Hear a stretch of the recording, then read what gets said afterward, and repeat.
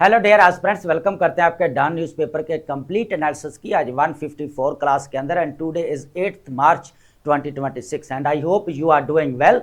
And as you know very well aspirants, हम यहाँ पर डेली बेसिस के ऊपर current affair, Pakistan affair, IR और ऐसे के रिलेटेड जितने भी इंपॉर्टेंट टॉपिक्स हैं, चाहे हमारे ओपिनियन आर्टिकल्स हैं, चाहे एडिटोरियल आर्टिकल्स हैं, चाहे हमारे न्यूज़ आर्टिकल्स हैं, उनकी हम डिटेल्ड और एग्जाम ओरिएंटेड डिस्कशन भी करते हैं और उनका एनालिसिस भी करते हैं, जो हमारे सीएसएस और पीएमएस एग्जाम प्रिपरेशन के लिए बहुत ज़्यादा इंपॉर्टेंट है। डियर एस्पिरेंट, जो हमारे डॉन न्यूज़पेपर का एनालिसिस रहने वाला है फॉर द होल ईयर रहेगा 2026। इसके अंदर बहुत सारी न्यू डेवलपमेंट्स, बहुत सारी न्यू अपडेट्स होते हुए हमें नज़र आ रही हैं। तो जितने भी हमारे एस्पिरेंट्स हैं वो अपने सीएसएस 2027 के लिए, और जितने भी हमारे पीएमएस एस्पिरेंट्स हैं, चाहे कि वो केपीके के हैं, बलूचिस्तान के हैं, सिंध के हैं, पंजाब के हैं, वो भी अपनी न्यू डेवलपमेंट्स कर सकते हैं थ्रू नोट्स मेकिंग। अब यहाँ पर एक क्वेश्चन रेज होता है कि सर हम नोट्स मेकिंग किस तरह करें। मैं अपने प्रीवियस लेक्चर्स में बता चुका हूँ, लेकिन फिर भी थोड़ा सा मैं आपको बता देता हूँ। यहाँ पर देखिए, नोट्स मेकिंग बहुत इंपॉर्टेंट है क्योंकि 2026 के अंदर बहुत सारी न्यू डेवलपमेंट्स हमें होते हुए नजर आ रही। तो एक एक डेवलपमेंट्स के साथ आपकी अवेयरनेस होना बहुत ज़्यादा इंपॉर्टेंट है। ठीक है, अब आपने करना क्या है, नोटबुक लेनी है अपनी। ठीक है, उसके बाद आपने टॉपिक्स जो है वो सेग्रीगेट करके लिख लेने हैं। एक टॉपिक जो है वो आप एक पेज के ऊपर लिख सकते हैं, फिर आप 2 पेजेस या 3 पेजेस, एज योर चॉइस। ठीक है, उसके बाद आप जो है टॉपिक्स को सेग्रीगेट करने के बाद जो भी हम इधर चीज़ें डिस्कस कर रहे हैं, चाहे हमारे फैक्ट्स एंड फिगर्स हैं, चाहे इंपॉर्टेंट स्टेटमेंट्स हैं कोई पॉलिटिकल लीडरशिप की, या वॉर एंड कॉन्फ्लिक्ट के रिलेटेड कोई न्यू डेवलपमेंट्स हो रही हैं, ठीक है, उनको आप ऐड करते जाइएगा। अब वॉर एंड कॉन्फ्लिक्ट वाला आपको पेज अलग बनाना पड़ेगा 2026 के लिए।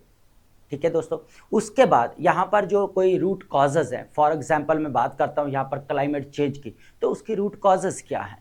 ठीक है, अगर बात की जा रही है climate injustice, global north to global south, तो आप वो भी चीज़ ऐड कर सकते हैं। ठीक है, COP30 हुई है, वो भी आप ऐड कर सकते हैं। उसके बाद कोई सजेशंस हैं या रेमेडीज़ हैं, या कह लें आपके कोई एक्सपर्ट है, कोई इकोनॉमिस्ट है, या आप कह लें कि जैसे मलिया लोधी साहिबा कोई अपनी ओपिनियन के अंदर कोई सजेशन देती हैं, तो वो आप नोट डाउन कर सकते हैं। इस तरह आपका टॉपिक जो है ना, अब जब जो थोड़ा थोड़ा जो मटेरियल है, जो कॉम्प्रिहेंसिव स्टेटमेंट्स हैं, वो आप ऐड करते जाएंगे तो आपका पूरा टॉपिक तैयार हो जाएगा। अब यहाँ पर क्वेश्चन ये आता है कि सर हम वो टॉपिक किस पॉइंट ऑफ व्यू से जो है वो इसको प्रिपेयर कर, मीन्स करंट अफेयर के, पाकिस्तान अफेयर के, या ऐसे के। देखें, टॉपिक आप जो है वो प्रिपेयर फुली करना है।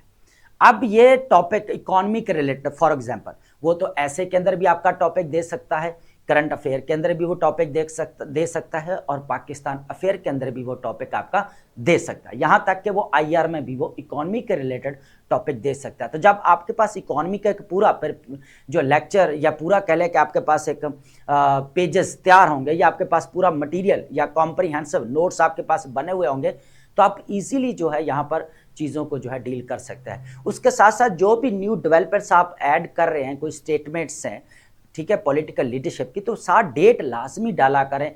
ठीक है, ताकि आपको चीज़ें जब रिवाइज करने दोबारा आए तो आपको पता होना चाहिए कि ये डेवलपमेंट्स इस डेट को हुई थी। ठीक है, अब दूसरी चीज़ एक और है कि बहुत सारे एस्पिरेंट्स को ये मसला आ रहा है कि सर हम जो डॉन न्यूज़पेपर का एनालिसिस है वो नहीं कॉम्प्रीहेंड कर पा रहे। ये न्यूज़ आर्टिकल्स क्या होते हैं, ओपिनियन आर्टिकल्स क्या हैं, एडिटोरियल आर्टिकल्स क्या, इनको मिक्स किया जा रहा है। ठीक है, अब कोई तो यहाँ पर कोई ओपिनियन बोल रहा है, तो वो ओपिनियन को आर्टिकल बोलने में जो है वो कतरा रहा है, कहीं पे मैं इसको ओपिनियन आर्टिकल ना बोल दूँ, वो अकेला ओपिनियन ही बोल रहा है। अब एडिटोरियल है, एडिटोरियल को वो आर्टिकल नहीं बोल रहा है, जस्ट एडिटोरियल बोल रहा है। अब यहाँ पर थोड़ा सा डिफरेंस है।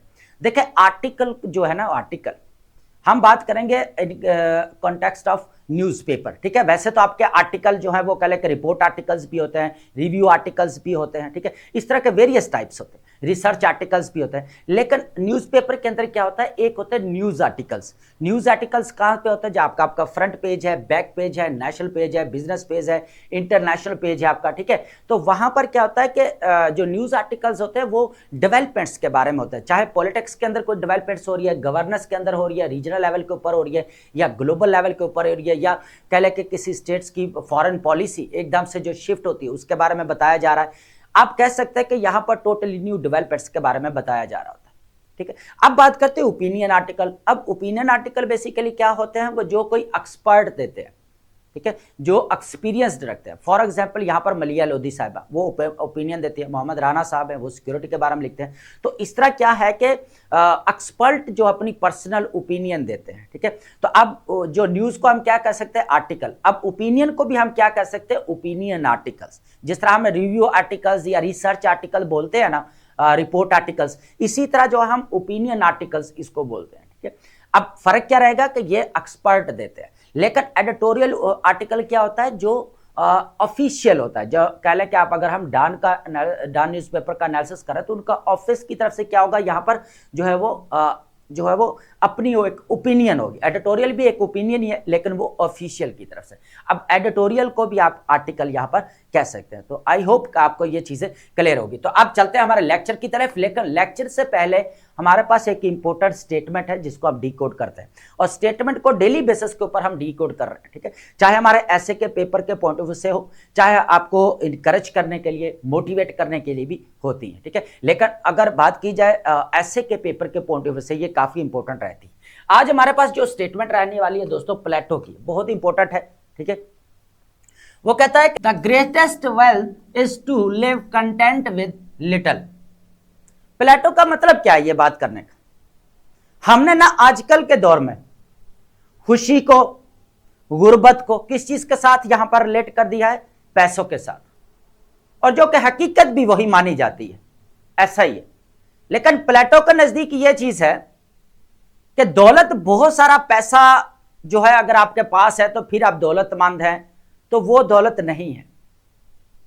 दौलत क्या है असल, आपके पास कम वसाइल से, आपके पास कम रिसोर्सेज है, लेकिन अगर आप खुशगवार जिंदगी गुजार रहे हैं, आपको सेटिस्फैक्शन है, दिली सुकून है आपको, तो उससे बेहतर जो है वो कुछ भी नहीं है।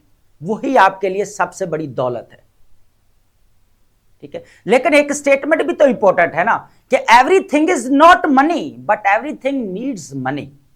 अब वही बात है ना, उसी का जवाब आ गया कि हमने जो अपनी खुशी या कह ले कि अपनी जो कह ले कि एक गुर्बत को किसके साथ यहां पर रिलेट कर दिया है, पैसों के साथ।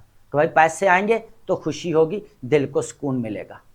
लेकिन अभी भी ऐसी बहुत सारे लोग हैं जो कम अपने वसाइल में बहुत अच्छी और खुशगवार जिंदगी गुजार रहे हैं, ठीक है। लेकिन अब जिनके पास बहुत सारा पैसा है, बहुत सारा पैसा है, यकीन माने वो अच्छा खाना भी नहीं खा सकते।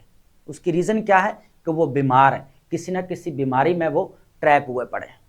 तो बहुत सारे लोगों को अच्छा खाना भी नसीब नहीं होता जो बहुत ज्यादा रिचेस्ट है, तो फूड खा रहे होते हैं बिल्कुल जो उबला हुआ है, क्योंकि उनकी मेडिसिन चल रही है, ठीक है। अब एक यहाँ पर गरीब देखें, ठीक है, वो एक चाहे अच्छा जो एक खाना होना चाहिए वो नहीं खा रहा, लेकिन जो खाना खा रहा है उसके अंदर वो खुश है और अपनी खुशगवार जिंदगी गुजार रहा है।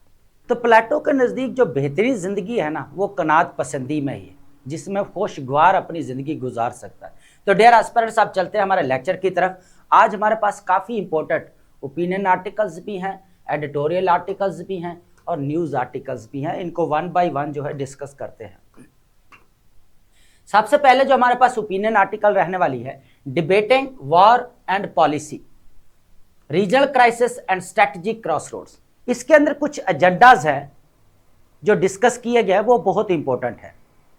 आपको पता है कि एक तरफ तो हमें यहाँ पर ईरान और इजराइल और यूएसए का मैटर देखने को मिल रहा है, दूसरी तरफ जो पाकिस्तान और अफगानिस्तान के दरमियान में देखने को मिल रहा है। यहाँ पर रीजनल लेवल के ऊपर पाकिस्तान को जो है बैलेंसिंग एक्ट जो अप्रोच है वो भी अपनाना पड़ रही है, ठीक है। इसके अंदर जो डिस्कशन की गई है वो काफ़ी इंपॉर्टेंट है। जो एजेंडाज है वो बेसिकली इंपॉर्टेंट है कि पाकिस्तान की जो फॉरेन पॉलिसी है अफगानिस्तान की तरफ से, जो पहले एक पश्तून सेंट्रिक पॉलिसी थी, अब जो है पूरा अफगानिस्तान की तरफ जो है पॉलिसी बनाना पड़ेगी पाकिस्तान को, ये चीज़ है। सेकंड जो हमारे पास यहाँ पर रहने वाली है ओपिनियन आर्टिकल, ऑटोमेटेड इनक्वालिटी, ठीक है। Automated inequality, the gender gap in AI, ये इंपॉर्टेंट चीज़ है। यहाँ पर जो है ना कुछ ह्यूमन डेवलपमेंट्स की जो रिपोर्ट्स है उनको भी डिस्कस करेंगे, ठीक है। यहाँ पर एक इंडस वीक AI 2026 जो हमें यहाँ पर मीटिंग कॉन्फ्रेंस देखने को मिलती है, उसकी भी डिस्कशन करने वाले। देखें यहाँ पर तीन चीजें मैं बताना चाहूंगा, तीन केस स्टडी आपके पास होने चाहिए। बात करते हैं ना आर्टिफिशियल इंटेलिजेंस के लिए कि क्या पाकिस्तान इस चीज के लिए रेडी है। देखिए पाकिस्तान इसके, नो डाउट कि पाकिस्तान इसके ऊपर बहुत ज्यादा काम कर रहा है। रिसेंटली आप देखें डीसीओ, डिजिटल कॉपरेशन ऑर्गेनाइजेशन, अब वो चीजें यहां पर नहीं है लेकिन मैं थोड़ा सा ओवरव्यू देना चाहूंगा ताकि आपको पता होना चाहिए। आप नोट्स मेकिंग कर रहे हैं तो चीजें ऐड करते जाइए ताकि आर्टिफिशियल इंटेलिजेंस को लेकर पाकिस्तान की क्या अप्रोच है, पाकिस्तान क्या क्या यहां पर कर रहा है, स्टैंड ले रहा है, तो वो आप यहां पर अपने नोट्स मेकिंग कर सकते हैं, उसके जो है ऐड कर सकते हैं। डीसीओ बनाया गया 2020 के अंदर, फिर जो है उसको पाकिस्तान को 5th प्रेसिडेंसी मिली, उसके अंदर ऑलमोस्ट तकरीबन 5 कंट्रीज आते हैं जो कुवैत के अंदर है, ठीक है।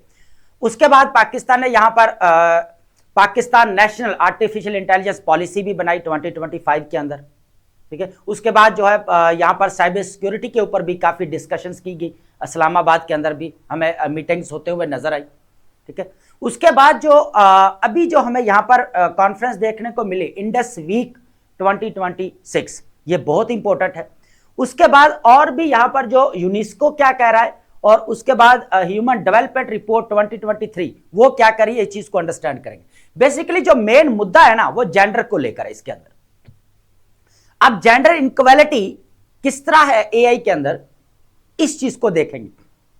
थोड़ा सा इसको जो है डिजिटल डिवाइड के साथ भी रिलेट करने की कोशिश करेंगे, हालांकि डिजिटल डिवाइड यहां पर वो वर्ड जो है यूज नहीं किया गया, जो फ्रेज है, ठीक है, लेकिन हम फिर भी उसके साथ रिलेट करेंगे, बहुत इंपॉर्टेंट है।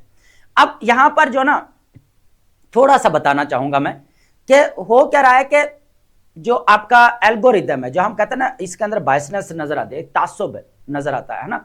अब होता है क्या कि जिस तरह का आप डाटा यहां पर अपडेट करोगे, जिस तरह का डाटा आप डालोगे, तो आस्ता आस्ता क्या करता है एआई अपने अंदर अब्सॉर्ब कर लेता है, ठीक है, फिर वही चीजें दिखाना शुरू कर देता है।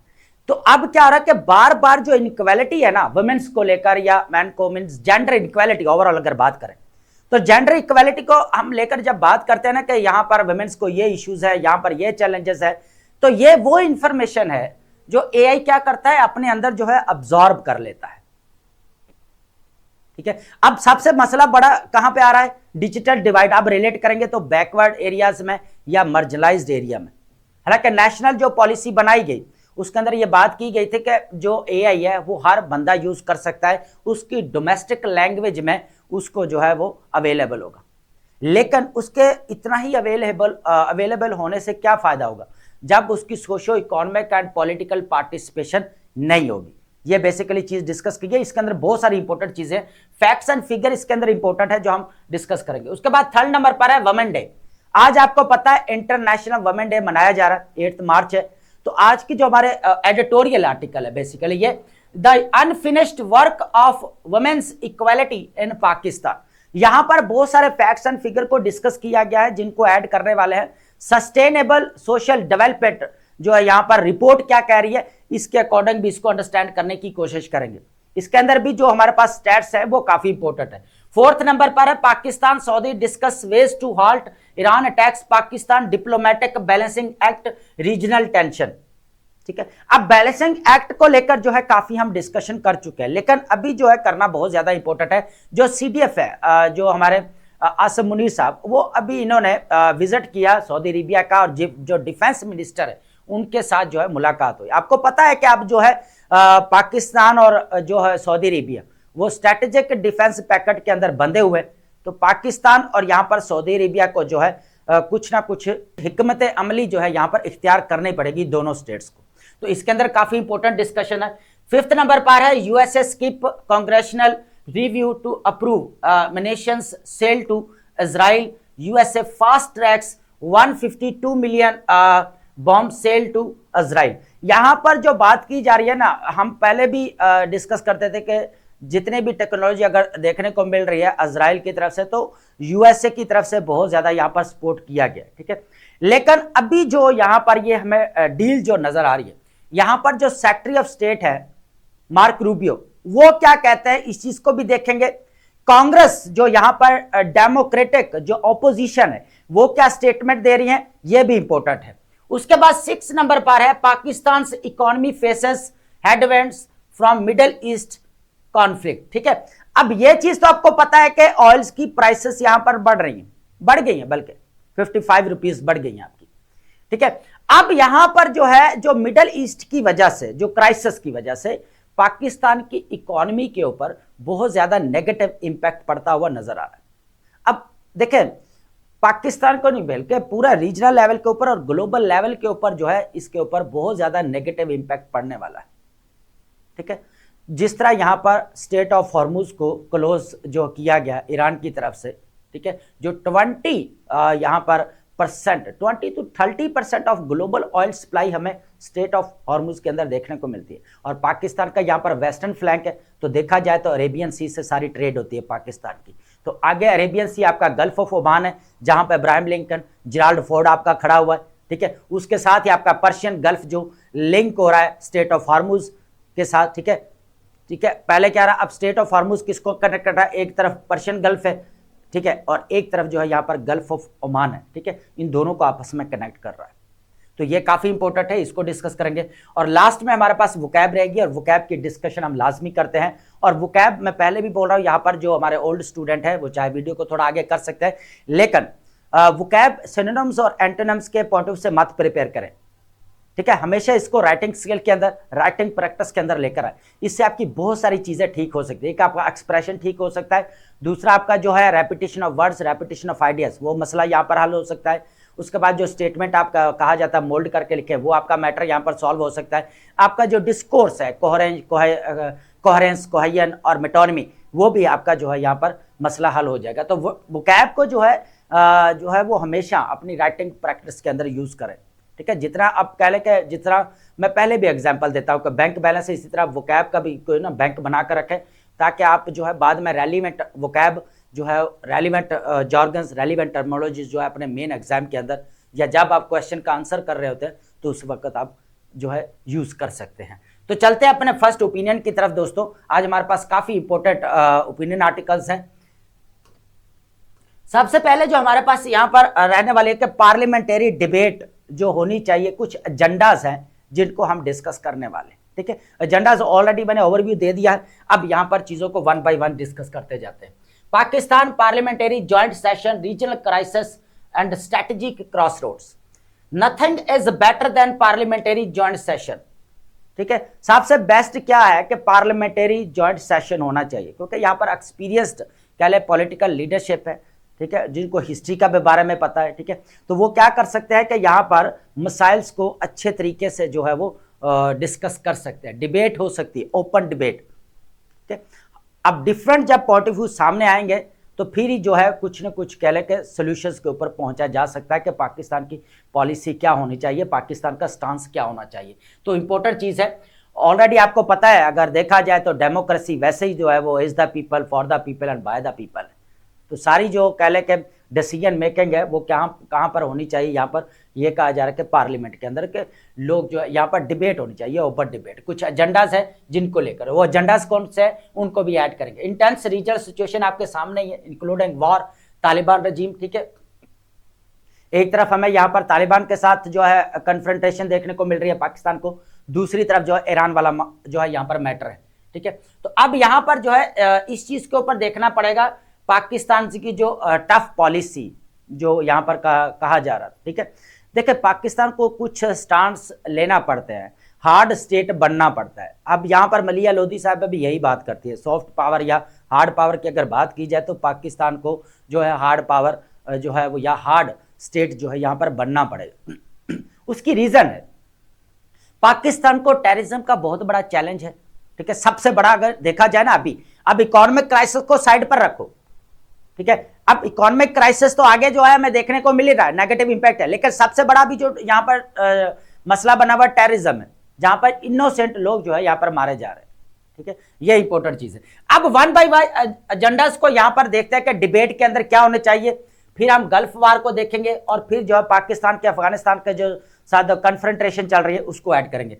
सबसे पहले हमारे पास जो पॉइंट रहने वाला है दोस्तों, यह है कि Pakistan walking a tight of balancing relations between Iran and close Arab allies, mainly Saudi Arabia. ठीक है, अब ये फर्स्ट पॉइंट हमारे पास रहेगा। सेकंड क्या है, defence package with Saudi Arabia tested sooner than expected. ठीक है, तो अब यहां पर इससे तवक्को नहीं की जा सकती, बल्कि इसको टेस्ट किया जाएगा, और यही चीज जो इजराइल चाहता है कि बेसिक कुछ ना कुछ हो इनके दरमियान। स्टेट क्या है, current policy towards Afghanistan needs a clarification, ultimate goal unclear. इस चीज को भी देखेंगे यहाँ पर, difference between a change of mind about the Taliban versus the shift in overall Afghanistan policy. जिस तरह यहां पर बार बार अफगान तालिबान गवर्नमेंट की तरफ से जो उनका माइंड सेट है वो चेंज होता रहता है। अब पहले पाकिस्तान ने यहां पर ना कैरेट एंड स्टिक पॉलिसी की बात की, तो कैरेट का मतलब क्या है, डिप्लोमेटिक निगोशिएशंस।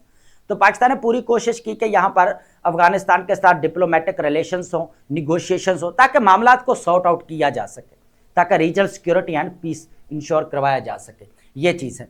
उसके बाद है question over link to USA president Donald Trump desire to take over Bagram airbase. ठीक है, अब यहां पर कहीं ना कहीं लास्ट टाइम हमें देखने को मिल रहा था यहां पर कि यूएसए के जो प्रेसिडेंट है ट्रंप ने यह कहा बगराम एयरबेस जो है वो चाहिए, यह भी चीज है। लेकिन अभी जो है रिसेंटली क्या हुआ कि पाकिस्तान को रिटेलिएशन करते हुए बगराम बेस को जो है बेसिकली यहां पर टारगेट करना पड़ा, कुछ यहां पर अटैक्स वगैरह भी देखने को मिले, तो ये चीज बेसिकली कही जा रही है। PM Shahbaz Sharif convened the in camera session of parliamentary party decision to hold joint sessions. ठीक है, अब सबसे पहले प्रायोरिटी एजेंडास देखेंगे गल्फ वॉर को लेकर। ठीक है, ये इंपॉर्टेंट हमारे पास रहेंगे, ये आप पॉइंट्स ऐड कर सकते हैं। ठीक है, अगर कोई ऐड कर रहा है चीजों को। सबसे पहले जो हमारे पास यहाँ पर पॉइंट है वो ये है कि war imposed on Iran by USA, Israel has drawn the entire gulf region into its fold. अब देखा जाए, देखें ईरान ने यह पहले भी स्टेटमेंट दी थी कि भाई अगर यूएसए इजराइल यहां पर अटैक करता है ईरान के अंदर तो यहां पर रीजनल वॉर होगी। ठीक है, रीजनल वॉर देखने को तो नहीं मिली, जब यहां पर अगर अरब स्टेट्स रिटेलिएट करते देन तो रीजनल वॉर यहां पर देखने को मिल रही है। ओवरऑल अगर और सेंस में कहा जाए तो रीजनल वॉर ऑलरेडी चल ही रही है। एक तरफ तो पाकिस्तान और अफगानिस्तान के दरमियान में चल रही है, ईरान साथ में लग रहा है, तो ईरान का अगर देखा जाए तो सऊदी जो है यहां पर इजराइल और यूएसए के साथ चल रहे। तो अब क्या किया, ईरान ने जो है रिटेलिएशन की बेसिकली यूएसए मिलिट्री बेसिस के ऊपर। ठीक है, तो पूरा अगर देखा जाए तो उसको टारगेट किया गया। अब कल हमने पढ़ा था लॉ ऑफ न्यूट्रलिटी या टारगेट्स लॉज क्या होते हैं। ठीक है, लॉ ऑफ न्यूट्रलिटी, अब यह कहा जा रहा है कि अरब स्टेट्स के ऊपर ईरान को टैक्स नहीं करने चाहिए, लेकिन लॉ ऑफ न्यूट्रलिटी क्या कह रहा है? लॉ ऑफ न्यूट्रलिटी यह भी तो कह रहा है ना कि भाई जितनी देर तक आप जो है वो कह ले कि जो जितने भी न्यूट्रल स्टेट्स है वो जितनी देर तक कोई अपनी टेरिटरी, कोई वेपन या कोई और चीजें जितनी देर मिलिट्री सपोर्ट नहीं करेंगे दुश्मन की, ठीक है, जो उसके साथ लड़ है, फॉर एग्जांपल इजराइल या यूएसए की, तो उतनी देर तक जो है ईरान अटैक्स नहीं कर सकता। लेकिन जैसे ही वो अपनी टेरिटरी को यूज करने देंगे, ठीक है, अब टेरिटरी अगर देखा जाए जहां पर यूएसए की मिलिट्री बेसेस ऑलरेडी बनी हुई है, तो वो तो फिर साफ जो है यहां पर दिखाई देता है ईरान को कि भाई ये तो अटैक करेंगे यहां पर। हालांकि यूएई पहले अगर देखा जाए तो इसके ऊपर स्टेटमेंट दी थी कि हम अपनी टेरिटरी को ईरान के अगेंस्ट यूज नहीं होने देंगे। अब ये लॉ ऑफ न्यूट्रलिटी हमने पूरा पढ़ा था। उसके बाद है Sunni block showing patience, Iranian strikes में ट्रिगर रिटेलिएशन समथिंग इजराइल में वांट। अब यही चीज इजराइल यहां पर चाहता। अब कुछ चीजें और भी हैं, यहां पर कहा जा रहा है कि जो होटल्स के ऊपर और बाकी जो यहां पर तंसीबात के ऊपर अगर कोई अटैक किया गया ना, तो वो यहां पर ईरान ने नहीं किया बल्कि किसी और साइड पे यहां पर होते हुए नजर। अब ये भी चीजें बेसिकली कही जा रही है यहां पर। उसके बाद है थर्ड नंबर पर test Pakistan geo strategic alignment. ये बहुत इंपॉर्टेंट चीज है, जो पाकिस्तान जियो स्ट्रेटेजिक अलाइनमेंट है ना, ये मैटर करते हैं। अब एक तरफ ईरान है, अब पाकिस्तान अपने रिलेशंस ईरान के साथ भी खराब नहीं कर सकता और गल्फ स्टेट्स के साथ भी नहीं कर सकता, और पाकिस्तान ने तब भी नहीं किया था 2015 के अंदर जब यमन के अंदर सिविल वॉर हमें देखने को मिली थी, तो पाकिस्तान उस वक्त भी न्यूट्रल रहा था। हालांकि सऊदी अरेबिया की तरफ से कहा गया था कि हेल्प की जाए, लेकिन फिर भी न्यूट्रल रहा था। लेकिन आज वही सिचुएशन हमें देखने को मिल रही है, जब ईरान जो है यहां पर अटैक कर रहा है सऊदी अरेबिया के ऊपर, तो हम जो एक बंधन में बंध चुके हैं, स्ट्रेटेजिक डिफेंस पैकेट जो हुआ पाकिस्तान और सऊदी अरेबिया के दरमियान। तो अब पाकिस्तान को यहां पर जो है कुछ ना कुछ स्टांस लेना पड़ेगा, लेकिन पाकिस्तान ने लिया भी। ईरान को बोला कि भाई आप जो है वो सऊदी अरेबिया के ऊपर अटैक मत करें, क्योंकि आपको पता होना चाहिए कि स्ट्रेटेजिक डिफेंस पैकेट हुआ है हमारा उनके साथ, इस चीज का तो ख्याल रखें। तो यहां पर भी जो है मामला कुछ ना कुछ ठीक होते हुए भी नजर आए। फिर हमारे पास डिफेंस एग्रीमेंट, जो भी हमने बात की, हमारे पास Saudi Arabia complicates Pakistan diplomatic and security position, उसके बाद है possible approach covertly support Saudi Arabia वाइलिंग continue diplomatic support for Iran uncertain how practical. लेकिन अभी तक इस चीज की क्लैरिटी नहीं है कि पाकिस्तान उस, लेकिन पाकिस्तान बैलेंसिंग एक्ट के साथ चलना चाहता है, लेकिन यहां पर स्ट्रेटेजिक डिफेंस पैकेट के ऊपर भी कंप्रोमाइज नहीं करना चाहता, यह चीज भी क्लियर है उसकी। ठीक है, तो अब देखो उस तरफ भी है, लेकिन पाकिस्तान अगर सऊदी अरब स्टेट सऊदी अरेबिया को पूरा जो है ना, अगर बात की जाए गल्फ की, तो कोई भी नहीं चाहता कि यहां पर वॉर जो है यहां पर हो। ठीक है, जो अभी ईरान के अंदर लगी हुई, तो सब लोग चाहते हैं कि यहां पर diplomatic negotiations, talks, D escalation होनी चाहिए, ये चीज है। उसके बाद है यहां पर many in Pakistan emotionally attach to Iran IRGC, जो हमें इरानियन रेवोल्यूशनरी गार्ड कॉर्प्स की बात की जा रही है, allies inside the country building internal pressure. अब यह चीज भी है कि अगर देखा जाए तो इमोशनली जो है ईरान के साथ जो है वो पाकिस्तान की अवाम अटैच्ड भी, नो डाउट पाकिस्तान के नहीं, जितने भी मुस्लिम वर्ल्ड है, जितना भी कंट्रीज हैं, सब भी। अब इंटरनली अगर देखा जाए तो कुछ प्रेशर ये भी देखने को मिल रहा है कि ईरान की जो है वो यहां पर कुछ ना कुछ हेल्प की जाए, लेकिन देखिए नेशनल इंटरेस्ट भी सामने रखने हैं। पाकिस्तान भी जहां पर ऑयल इंपोर्ट करता है, जिसकी वजह से आप देखें प्राइसेस भी बढ़ती हुई नजर आ रही हैं, तो पाकिस्तान को बैलेंसिंग एक्ट के साथ चलना पड़ेगा, बैलेंसिंग रिलेशंस लेकर चलने पड़ेंगे। पाकिस्तान यही चाहता है कि बेसिकली डी एस्केलेशन हो, यहां पर डिप्लोमेटिक निगोशिएशंस और टॉक्स हो। Basically Pakistan weak economy and dependence on gulf oil supplies will influence decision, तो यह भी इंपॉर्टेंट है। ऊपर से गल्फ से भी तो ऑयल लिया जा रहा है, कतर से भी LNG ली जा रही है। ठीक है, लेकिन अब तो खैर उसने सस्पेंड कर दिया ना, फोर्स मेजोर, जो उसने पूरे जो एग्रीमेंट सुन भाई अभी तक जो है ना, आगे मैं निभा पाऊंगा या नहीं निभा पाऊंगा नहीं पता, फिलहाल के लिए उसने क्या किया, यहाँ पर सस्पेंड कर दिया। ठीक है, लेकिन पाकिस्तान को उसका ऑलरेडी स्टॉक जो है अवेलेबल है। उसके बाद हमारे पास है चैलेंजिंग इफ गल्फ और डायरेक्टली इंपैक्ट्स बलूचिस्तान, ये भी एक इंपॉर्टेंट चीज है। अब बलूचिस्तान एक तरफ है, दूसरी तरफ सिस्तान नजर आता है, तो जहां पर बलोच कम्युनिटी नजर आते हैं, तो ये भी एक बहुत बड़ा चैलेंज। ऑलरेडी भी तो पाकिस्तान को जहां पर चैलेंजेस का सामना है, बलूचिस्तान के अंदर सेपरेटिस्ट मूवमेंट्स देखने को मिल रही है, डिफरेंट यहां पर जो है वो एक्टिव ग्रुप्स देखने को मिल रहे हैं, जो पाकिस्तान की सिक्योरिटी के लिए बहुत बड़ा चैलेंज। IS आपके सामने है, TTP तो ऑलरेडी जो है वो अफगान सॉइल की तरफ हमें देखने को मिल ही रहे। ठीक है, अमाम बारगा वाला केस आपके सामने है।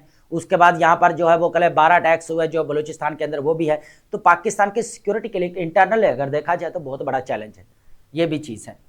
उसके बाद अब नेक्स्ट, ये तो है गल्फ वॉर के साथ जो है वो पूरी हमारे पास आउटलाइन थी। अब हमारे पास जो रहने वाले अफगानिस्तान कन्फ्रंट्रेशन, ये चीज भी है। ठीक है, अब एक चीज तो यहां पर देखने को मिल रही है कि the war in the gulf has overshadowed Pakistan confrontation with Afghanistan.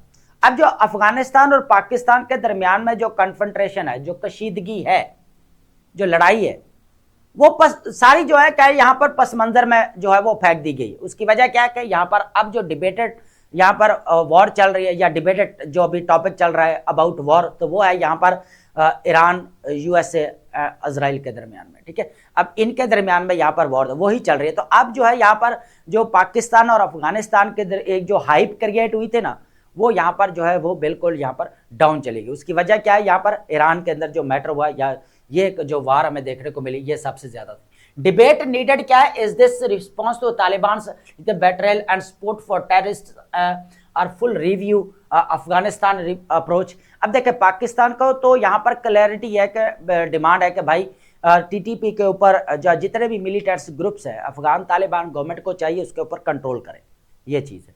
उसके बाद है रिव्यू वर्ल्ड इंक्लूड डोरन लाइन, सबसे पहले यहाँ पर चैलेंज किया डोरन लाइन को भी किया, बायलैटरल रिलेशंस विद इंडिया, दो चीजें हैं।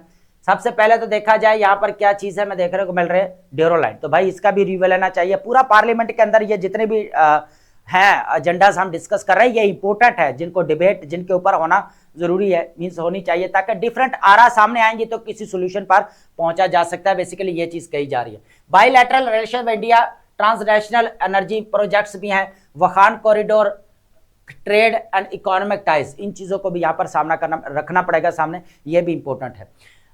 Is the goal purely to force Taliban to shut down TTP and other terrorist group support, ये भी इंपॉर्टेंट है कि क्या ये एजेंडा, देखिए ये तो इंपॉर्टेंट चीज है कि यहाँ पर होनी चाहिए कि भाई पहले पाकिस्तान कोहेसिव पॉलिसी अपनाना पड़ी, उसकी मजबूरी है पाकिस्तान को अपनाना पड़ी, जिस तरह यहाँ पर अटैक्स किए गए पाकिस्तान के ऊपर, ठीक है। If Taliban agrees seems unlikely, what kind of the relationship would Pakistan want, किस तरह के चाहता है, ये एक अलग डिबेट रहेगी। Has the state decided not to trust Taliban, अब यहाँ पर डिफरेंट चीजें देखने को मिल रही है कि जिस तरह पाकिस्तान ऑलरेडी कोशिश कर चुका है कि मामला को सॉर्ट आउट किया जाए डिप्लोमेसी के जरिए, लेकिन नहीं हुए। क्या हुआ कि यहाँ पर जो वर्बली तो अफगान तालिबान की तरफ से बोल दिया जाता है कि हम कंट्रोल करेंगे, लेकिन अगर प्रैक्टिकली देखा जाए तो उनका जो एक्शंस है वो सिर्फ जो है वो बातों की हद तक ही रहते हैं, लेकिन एक्शंस में परफॉर्म होते हुए नजर नहीं आते, ठीक है। ये चीज भी है। Possible shift from Pashtun centric, यहाँ पर इंपॉर्टेंट चीज है ये वाली। अब देखा जाए पहले क्या पॉलिसी थी, पश्तून सेंट्रिक पॉलिसी, अब क्या है कि अफगानिस्तान फोकस्ड पॉलिसी बनाना पड़ेगा, पूरा अफगानिस्तान को सामने रखते हुए पॉलिसी बनानी पड़ेगी, ये भी इंपॉर्टेंट चीज है। यहाँ पर अफगानिस्तान फॉर्मर सिक्योरिटी हेड यहाँ पर अमरुल्ला ने क्या कहा, साले hinted Pakistan had contact with the national resistance front, तो यह भी यहाँ पर जो है अफगानिस्तान के जो फॉर्मर सिक्योरिटी हमें यहाँ पर जो हेड नजर आते हैं उन्होंने ये बात कही है।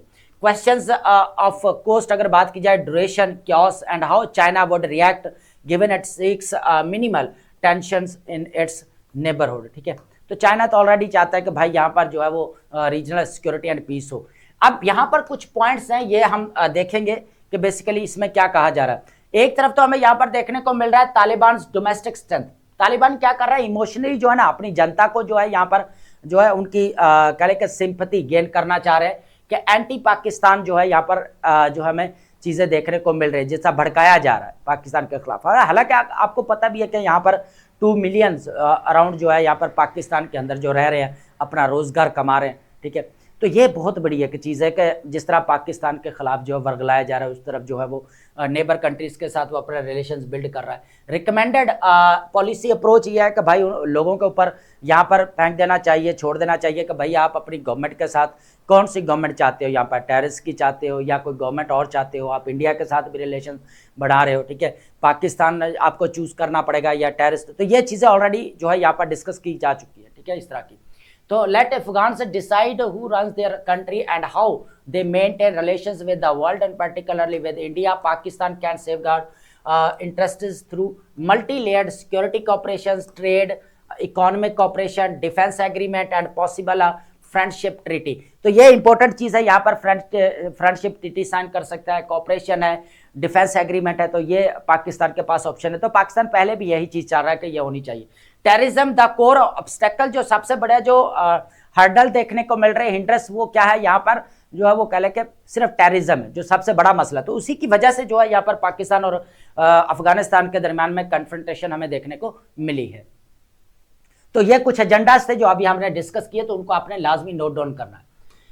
अब बात करेंगे, हमारे पास यहाँ पर है ऑटोमेटेड इनक्वालिटी को यहाँ पर डिस्कस करेंगे। भाई ये ऑटोमेटेड इनक्वालिटी क्या है, ऑलरेडी मैंने ओवरव्यू दे दिया, लेकिन यहाँ पर आप चीजें जो है फैक्ट्स एंड फिगर के साथ इसको डिस्कस करेंगे। इंडस एआई वीक जो है यहाँ पर 2026 जो अभी हमें यहाँ पर देखने को मिली, ठीक है, बहुत इंपॉर्टेंट है ये एआई जो अभी कॉन्फ्रेंस हुई है, ये आप नोट डाउन कर सकते हैं, केस स्टडी अपने पास लाजमी लिखे। Artificial intelligence no longer distant promises, ठीक है, अब वादों की हद तक नहीं रहेगी क्या आर्टिफिशियल इंटेलिजेंस, लेकिन अब दुनिया जो है ना ये अपने कह लें कि एक आर्किटेक्चर ऑफ गवर्नेंस के अंदर इसको जोड़ चुकी है, ठीक है, उसके अंदर इसको क्या कर चुकी है, एम्बेड कर चुकी है। तो अब देखा जाए तो it is here embedded in the architecture of governance, ठीक है। तो Pakistan likely many nations is moving to adopt AI with ambitious road maps, ये बहुत इंपॉर्टेंट है। However the future does not arrive evenly and this present, अगर देखा जाए तो अब फ्यूचर जो है ना एआई का, ठीक है, आ तो रहा है लेकिन सबके लिए बराबर नहीं आ रहा, इनक्वालिटी क्रिएट करता हुआ नजर आ रहा है, ये चीज बेसिकली कही जा रही है। And this presents a critical challenge for equitable development according to यहाँ पर यूएनडीपी जो हमें देखने को मिल रहा है, नेशनल ह्यूमन डेवलपमेंट रिपोर्ट 2023, ये क्या कहती है इसके अंदर हम डिस्कस करेंगे। इसके अंदर हमारे पॉइंट्स रहेंगे अनइवन डिजिटल लैंडस्केप, आप बात करें तो डिजिटल डिवाइड की भी बात करेंगे, यहाँ पर पॉलिसी क्या होनी चाहिए, प्रैक्टिसेस एंड ब्रिजिंग गैप, उसके बाद नीचे भी कुछ इंपॉर्टेंट पॉइंट है वो भी ऐड करेंगे।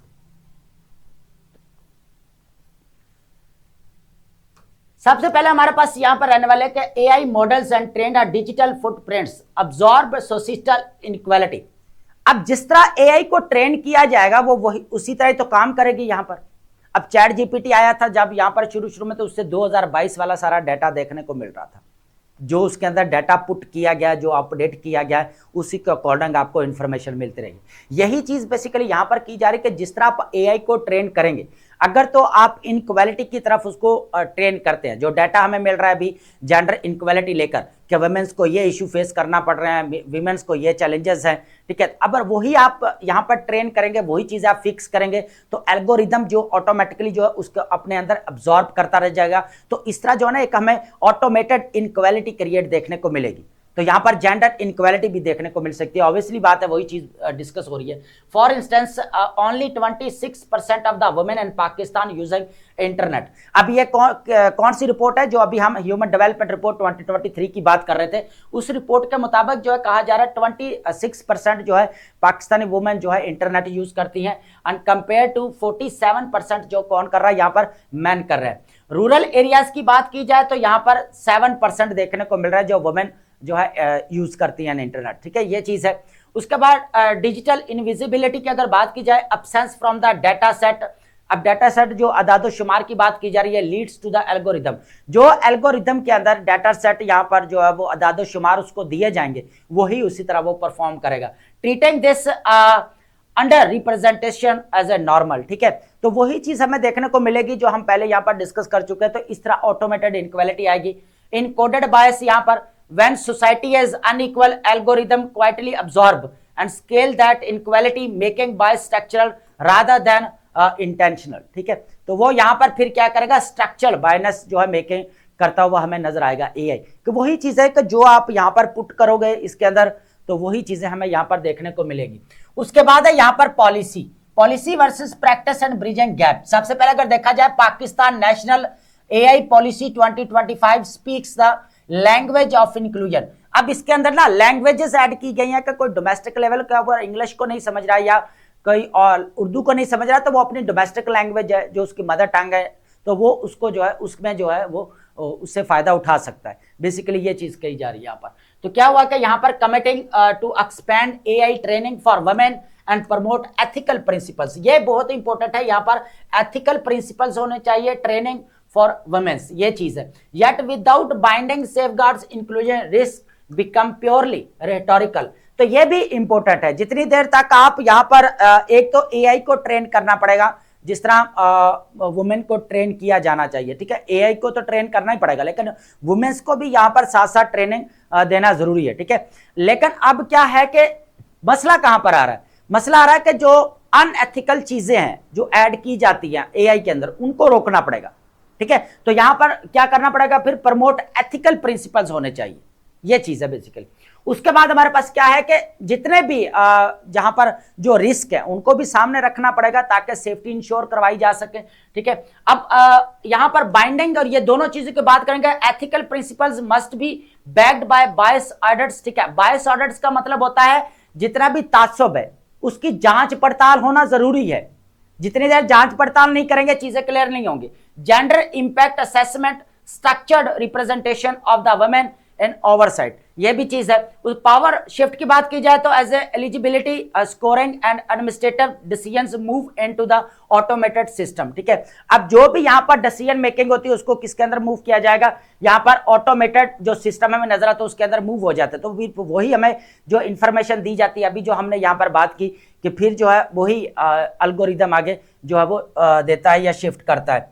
उसके बाद है institutional power shift into code, absence of the gender perspectives at design stages sorry leads to a systematic exclusion। तो यहाँ पर इंपॉर्टेंट चीज है कि अगर आप जेंडर पर्सपेक्टिव को सामने नहीं रखते है ना, उसको यहाँ पर कह लें कि यहाँ पर निकाल देते हो बाहर, तो फिर तो यहाँ पर इनक्वालिटी होगी, फिर तो यहाँ पर वो जेंडर इक्वालिटी होनी चाहिए वो तो नहीं होगी, फिर तो यहाँ पर जेंडर गैप देखना पड़ेगा इन एआई।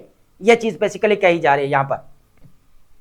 तो अभी वो स्टेजेस हैं, जो फर्स्ट स्टेजेस है, यहां पर ही जो है इक्वालिटी इंश्योर करवानी पड़ेगी एआई के अंदर। बेसिकली ये चीज कही जा रही है। अब इकोनॉमिक एंड सोशल कॉन्सिक्वेंसेस की बात करें, global and generative AI skills command high wages. यहाँ पर वर्ल्ड इकोनॉमिक फोरम क्या कह रहा है, वो क्या कह रहा है कि यहाँ पर बहुत सारी तनख्वाहों में इजाफा भी हुआ है, और वो कितनी है, यहाँ पर 36% देखने को मिल रही है।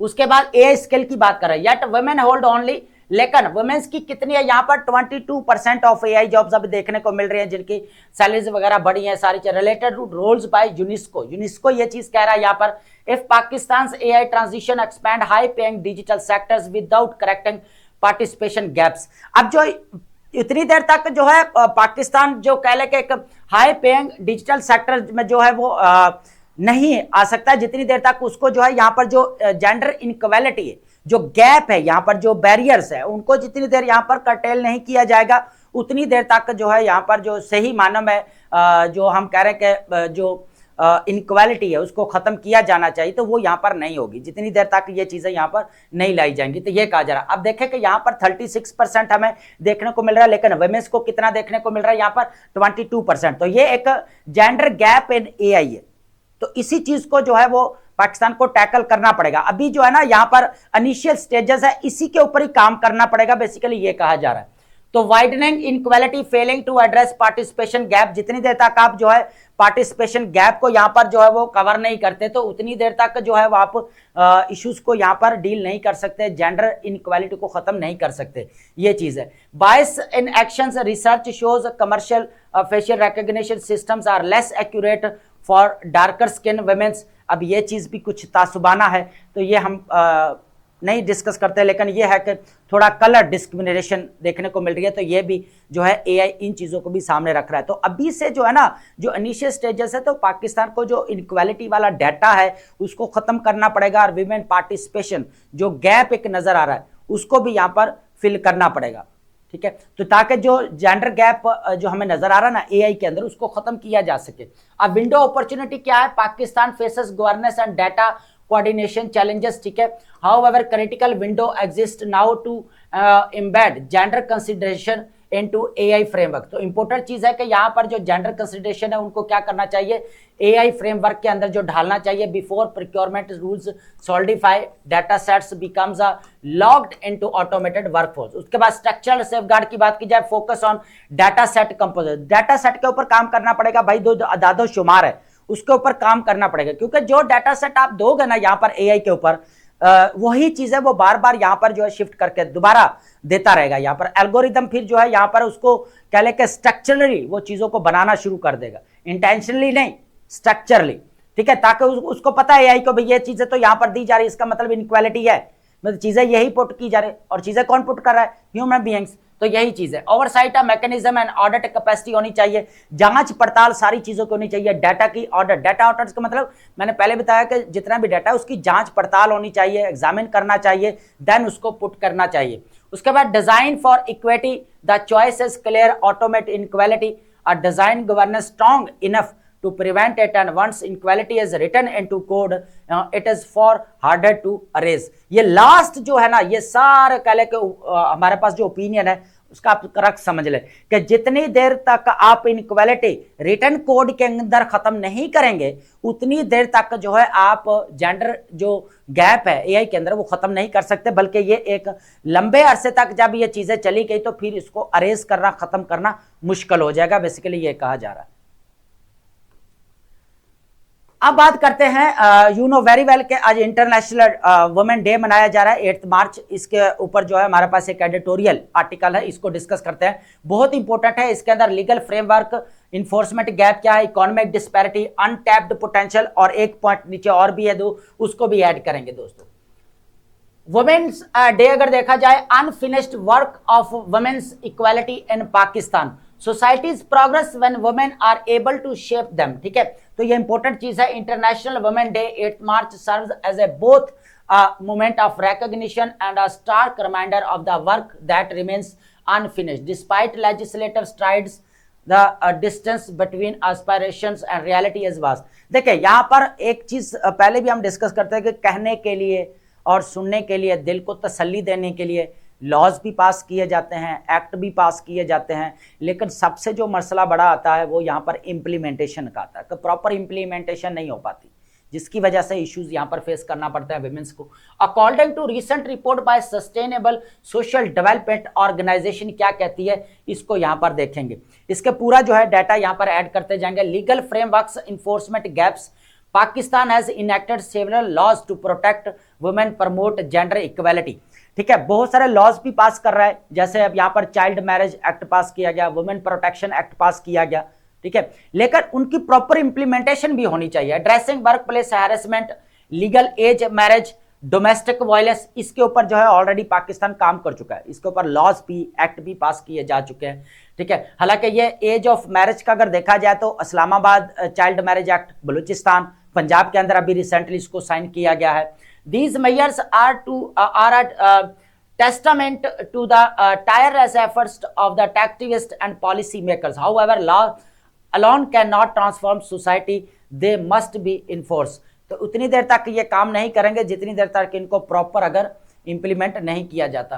तो यहाँ पर अब पूरा जो है यहाँ पर ऐड कर लेते हैं चीजों को। अब डाटा क्या है, ये चीज आपने ऐड करनी है। अलार्मिंग यहाँ पर स्टैट्स क्या है, 2024 के over 32,500 cases of gender based violence reported. कितने यहाँ पर ये डाटा इंपॉर्टेंट, ये पहले भी हम डिस्कस कर चुके हैं, है ना, लेकिन अब क्या हमारे पास 32,500। ठीक है, डोमेस्टिक जो जेंडर बेस्ड वायलेंस है उसके अंदर 5,000 जो है रेप केस हैं, 24,000 जो है अबडक्शन हमें नजर आ रही है यहाँ पर, और 2,000 डोमेस्टिक वायलेंस हमें देखने को मिल रहा है। नियरली 550 जो है ऑनर किलिंग देखने को मिल रही है। तो ये सारे फैक्ट्स एंड फिगर्स हैं जो आप ऐड कर सकते हैं। स्टैट्स बहुत ज्यादा इंपॉर्टेंट है। डिसमेल कन्विक्शन रेट्स अगर बात की जाए, just 0.5% for rapes and honour killings, 0.1% for abduction and 1.3% for domestic violence. तो ये भी चीजें हैं ना, तो अब ये आप ऐड करते जाएंगे। ठीक है, barriers to justice, weak policy, police investigation, lack of forensic evidences. तो ये मैं थोड़ा सा ऊपर कर देता हूं ताकि आपको चीजें क्लियर हो जाए। ठीक है, उसके बाद हम रेमेडीज जो है डिस्कस कर लेते हैं। बैरियर्स क्या है जस्टिस के लिए, वीक यहाँ पर पुलिस इन्वेस्टिगेशन है। सेकंड क्या है, लैक ऑफ फॉरेंसिक एविडेंसेस है। उसके बाद थर्ड क्या है, सोशल स्टिग्मा है। फोर्थ क्या है यहाँ पर, judicial delays, deny survivors justice. ठीक है, तो अब यहाँ पर जो जस्टिस डिले होता है तो वो भी यहाँ पर प्रॉब्लम क्रिएट करता है। तो तीन यहाँ पर हमारे पास पॉइंट्स रहेंगे जो सबसे ज्यादा बैरियर्स हैं टू जस्टिस। ठीक है, अब नेक्स्ट हमारे पास क्या है, इकोनॉमिक डिस्पैरिटी।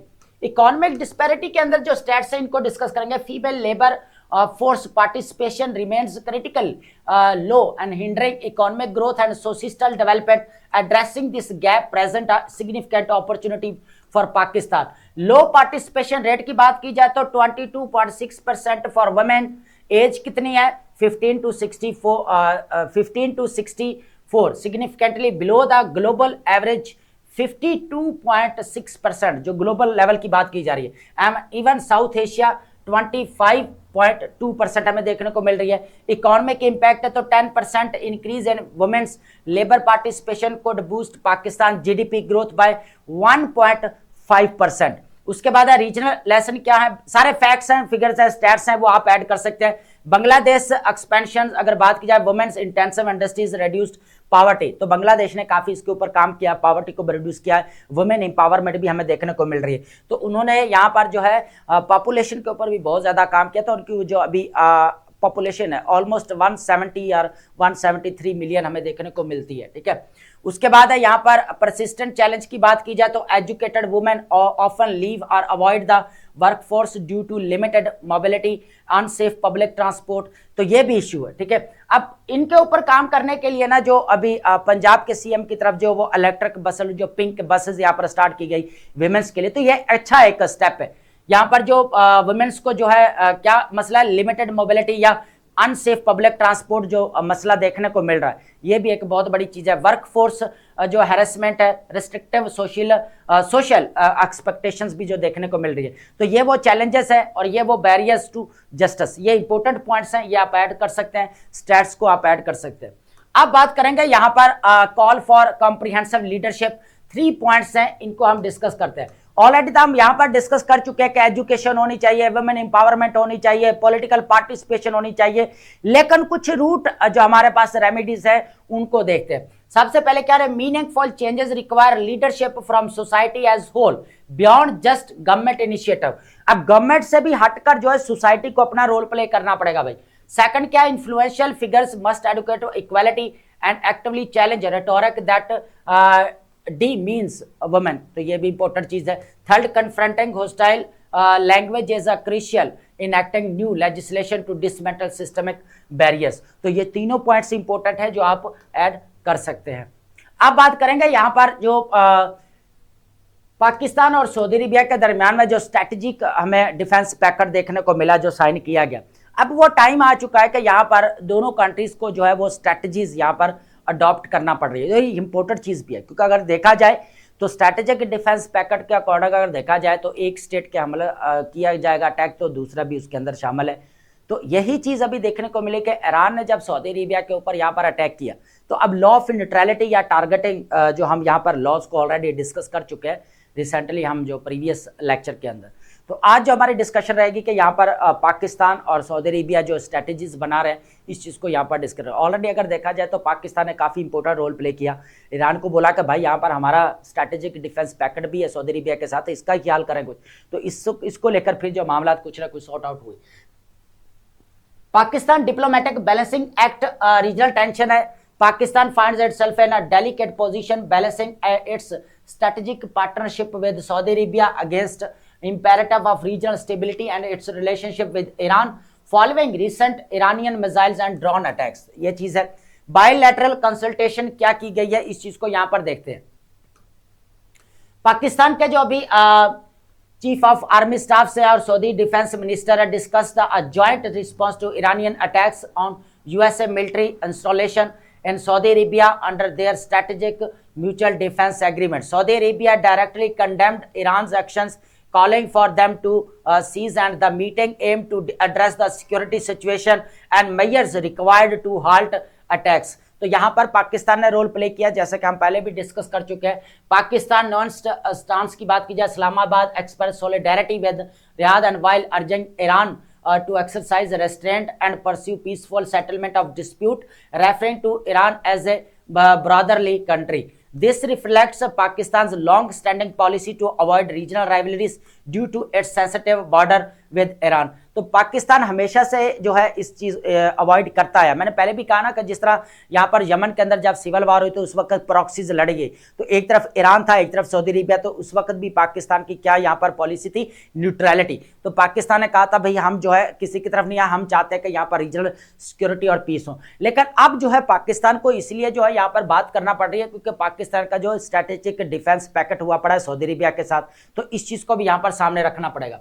उसके बाद हमारे पास रीजनल implications है। The expanding conflicts initially focused on Iran and Israel now threatens the security of the Gulf states, increasing pressure on Pakistan to clarify its role under defense package. Pakistan Deputy Prime Minister reminded Tehran of its defense arrangements with Saudi Arabia earlier in the week. The evolution of the Washington-Iran-Tehran confrontation will largely dictate the trajectory of the regional stability.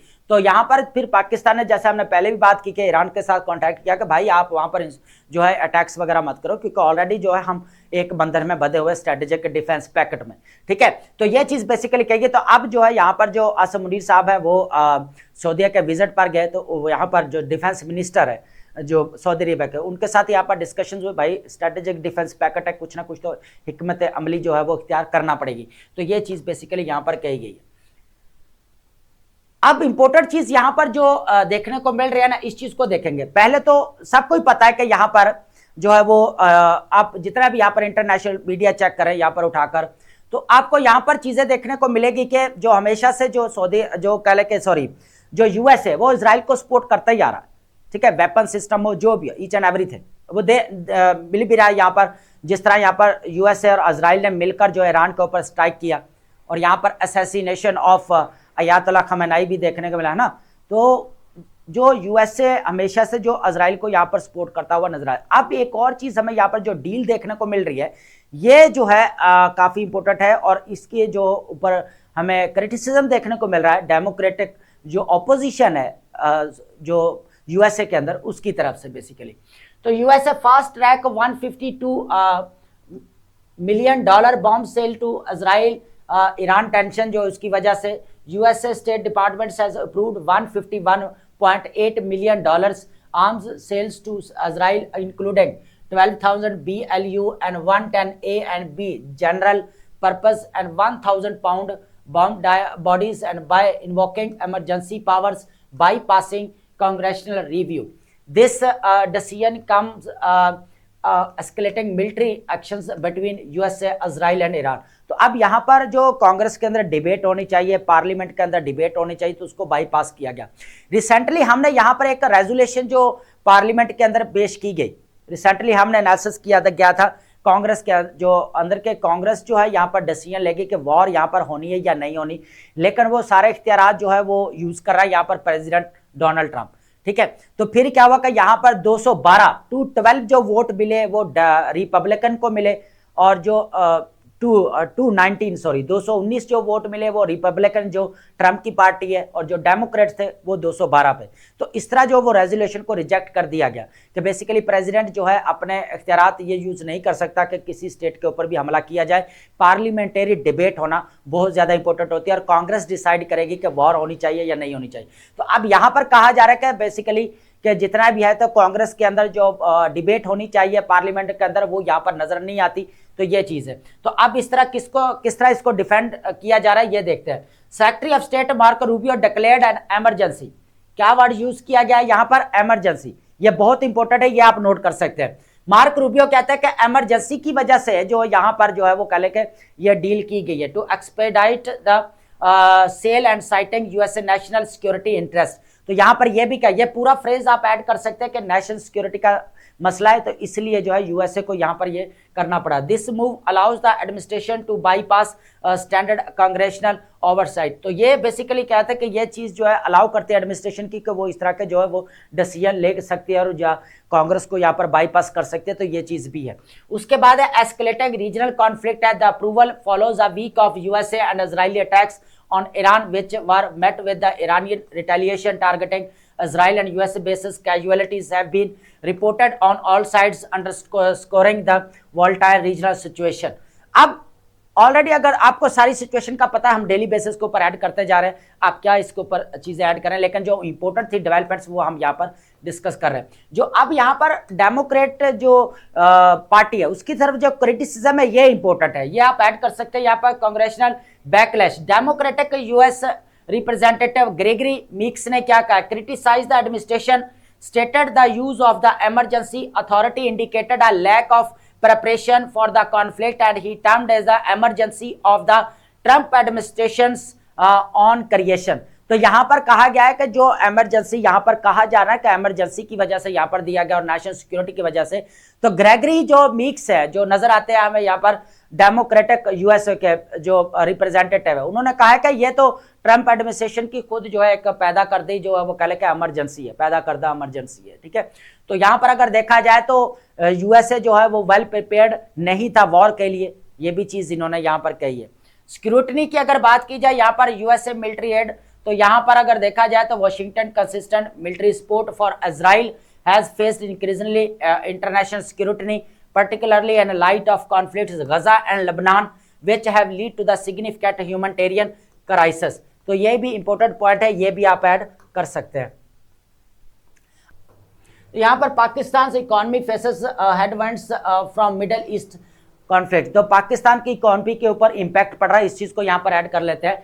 The escalating Middle East conflict poses significant economic threats to Pakistan with planning commission cautioning about increasing energy cost, strained remittances inflows। ठीक है, जो आपके remittances down जा रहे हैं basically यहाँ पर, potential disruption to exports and financial stability।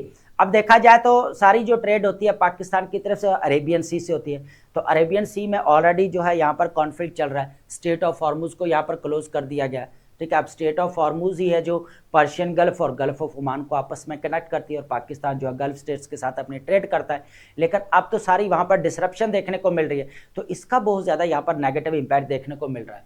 ठीक है। उसके बाद जो रेमिटेंसेस हमें नजर आते थे वो भी यहाँ पर डाउन जाते हुए नजर आए, जो 35 to 40 बिलियन डॉलर जो देखने को मिल रहे थे वो भी आप यहाँ पर डाउन जाते हुए नजर आ रहे हैं। उसकी रीजन ये है कि वॉर जो हमें यहाँ पर देखने को मिल रही है उसका बहुत बड़ा यहाँ पर लॉस का सामना करना पड़ा। ऑलरेडी अगर देखा जाए तो पाकिस्तान की जो इकोनॉमी है अंडर प्रेशर थी यहाँ पर, तो अब और ज्यादा जो है यहाँ पर इसकी वजह से इशू बनेगा। Rising oil prices exacerbated by disruption around the strategic state of Hormuz, accounting 20% of the global, ये तो हम ऑलरेडी डिस्कस कर चुके थे, 20 to 30% of the global supply जो है वो स्टेट ऑफ हॉर्मुज से होती है। तो यहाँ पर अगर देखा जाए जो 55 रुपीज़ जो है पर लीटर जो है यहाँ पर बढ़ाया गया डीजल और पेट्रोल को दोनों को। और उसके बाद अगर देखा जाए 3-fold increase the government boring 2.41, ये पॉइंट जो है इंपॉर्टेंट है, आप ऐड कर सकते हैं कि उस वक्त जब वॉर हुई थी तो पाकिस्तान ने कितना जो है यहाँ पर स्टॉक पाइल हमें देखने को मिला था, तो 2.413 ट्रिलियन रुपीस जो in first 8 month compare to last year. तो यहाँ पर जो है इतना ऑलरेडी देख चुका है। और यहाँ पर यह भी कहा जा रहा था कि पाकिस्तान 28 या कोई कहीं पे 30 डेज, कहीं पे 32 डेज का बोला जा रहा है कि जो पाकिस्तान के पास इतना स्टॉक है, लेकिन फिर भी यहाँ पर प्राइसेस को बढ़ा दिया गया। तो ये जो है यहाँ पर जितने भी इंडस्ट्रीज है उनकी तरफ से काफ़ी जो है यहाँ पर ये इशू जो है वो उठाया जा रहा है। रेमिटेंसेज इन फ्लो वल्नरेबिलिटी की अगर बात की जाए तो 5 to 5 million Pakistanis working Gulf countries, and these workers contribute more than half of a country's total remittances receipts. अब देखा जाए तो गल्फ स्टेट्स के अंदर बहुत सारे पाकिस्तानीज यहाँ पर काम कर रहे हैं, ठीक है। उनके भी तो रेमिटेंसेस कम होंगे जिस तरह वॉर एंड कॉन्फ्लिक्ट हमें देखने को मिल रही है। तो बहुत ही इंपॉर्टेंट है, एक तो रेमिटेंसेस डाउन जा रहे हैं, दूसरा जो वेस्टर्न हमें फ्लैग जो देखने को मिल रहा है, पूरा ट्रेड जो अरेबियन से वो भी बंद है, ऑयल प्राइसेस आपकी बढ़ रही है, इन्फ्लेशन आपकी बढ़ती जा रही है, उसके बाद बढ़ना शुरू हो जाएगा। अभी तो यहाँ पर खड़ी थी ना 4 to 5% पे, लेकिन अब जो है इसके जो वॉर के नेगेटिव इम्पैक्ट है वो हमें दिखाई दे रहे हैं। तो ये इंपॉर्टेंट यहाँ पर कुछ स्टैट्स एंड हमारे पास थे, फैक्ट्स एंड फिगर, जिनको आप ऐड कर सकते हैं। अब बात करेंगे, हमारे पास इंपॉर्टेंट वोकैब है दोस्तों। वोकैब को 1 by 1 जो है हम यहाँ पर डिस्कस करते हैं। वर्ड क्या हमारे पास? सगास्टी। सगास्टी ऑलरेडी हम यूज कर ही रहे हैं। The quality of having a keen mental discernment, wisdom and the ability. Basically समझदारी से फैसला करने की सलाहियत को आप बोल सकते हैं, या अक्लमंदी भी आप इसको बोल सकते हैं, विजडम और श्रूडनेस। उसके बाद हमारे पास सेकंड वर्ड है डिकैपिटेटिंग। डिकैपिटेटिंग का मतलब होता है द एक्ट ऑफ रिमूविंग और cutting of the head of a person. Sir कलम कर देना बेसिकली बोला जाता है, लेकिन इसका जो फिगरेटिवली मीनिंग क्या बनता है, जो इधर यूज किया गया, यूज्ड फॉर एलिमिनेटिंग लीडरशिप और destroying the main authority of a group. Group के जो मेन क्यादत होती है, लीडरशिप होती है, उसको क्या कर देना? एलिमिनेट कर देना, ठीक है। बीहेडिंग भी आप कह सकते हैं, beheading of. Circumvent. Circumvent means क्या था? To find a way around a obstacle, rule, problem, ठीक है। कोई मुश्किल है, कोई कानून है, या आप कह लें कोई रुकावट है, उसको बाईपास करते हुए निकल जाना आगे, ठीक है। In order to avoid a overcome it आप कह सकते हैं, बाईपास या अवॉइड आप इसको कह सकते हैं। स्पिल का मीन्स क्या होता है? टू कॉज अ लिक्विड और सब्सटेंस टू फ्लो आउट, ठीक है। ओवरफ्लो कर जाना, किनारों से बाहर जो है बहना शुरू हो जाना, एक्सीडेंटली या सडनली, ठीक है। फिगरेटिवली क्या होता है कि it can also mean revealing information, मालूमात को ज़ाहिर कर देना, या जो मालूमात है वो लीक हो जाना, दूर तक जो है वो फैल जाना, ओवरफ्लो कर जाना या लीक हो जाना।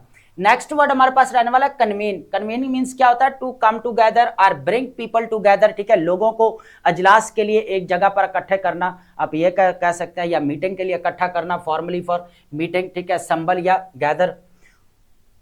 नेक्स्ट वर्ड हमारे पास रहने वाला है बिलीगड। बिलीगड काफी इंपॉर्टेंट वर्ड है हमारा। बिलीगड मीन्स क्या होता है कि being under consistent pressure, attack और डिफिकल्टी फ्रॉम मैनी साइड्स। चारों तरफ से गिरा हुआ भी आप कह सकते हैं, या चारों तरफ से जो दबाव बनाया गया उसको भी आप कह सकते हैं। यहाँ पर बी सीज्ड या हैरेस्ड आप इसको कह सकते हैं।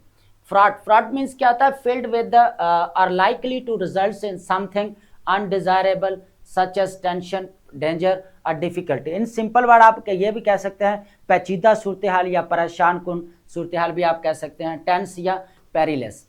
नेक्स्ट वर्ड हमारे पास क्या है? ये हम ऑलरेडी यूज कर भी रहे हैं, जंक्चर, ठीक है। अ पर्टिकुलर पॉइंट, ठीक है, एक मेन जो पॉइंट होता है हमारा, स्पेशली इन क्रिटिकल और इंपॉर्टेंट स्टेज एंड इवेंट्स और डिसीजन, जो हमारा फैसला कुन मोड होता है, आप वो भी कह सकते हैं, या फैसला कुन मरहला भी आप कह सकते हैं, स्टेज या पॉइंट्स हमारे पास वर्ड रहेगा इसका सिनोनिम।